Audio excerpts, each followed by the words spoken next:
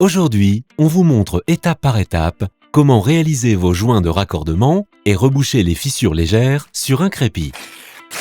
On commence par se munir d'une cartouche Sikacil 186 crépi, d'un pistolet à mastic, d'une balayette, du ruban adhésif de masquage, d'un cutter, et pour se protéger, on se munit de gants et de lunettes. Et c'est parti! Pour une bonne adhérence, on commence par dépoussiérer soigneusement notre mur à l'aide de la balayette. On coupe l'embout de la cartouche Sikacil 186 crépi, on visse la canule,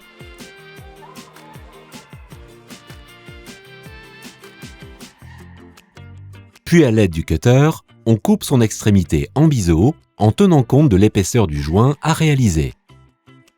Notre cartouche est prête à être mise en place dans le pistolet à mastic.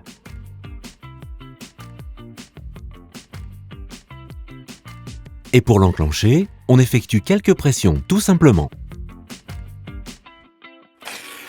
Avant de commencer l'application, on pose un ruban adhésif de masquage pour un travail net et précis. Et c'est parti, on applique le mastic granuleux en joint continu.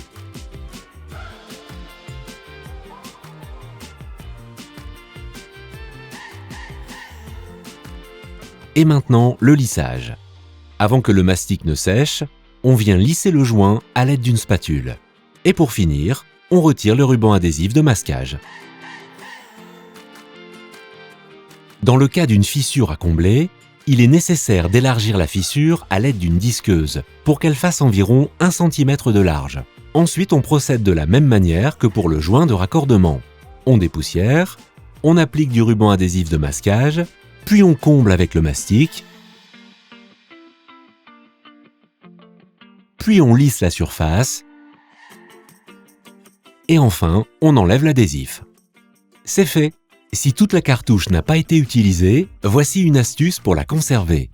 On laisse sortir un peu de produit et on laisse sécher. Le mastic restera frais à l'intérieur de la canule et pourra être ainsi réutilisé. Et voilà le résultat. Mission accomplie avec Sika.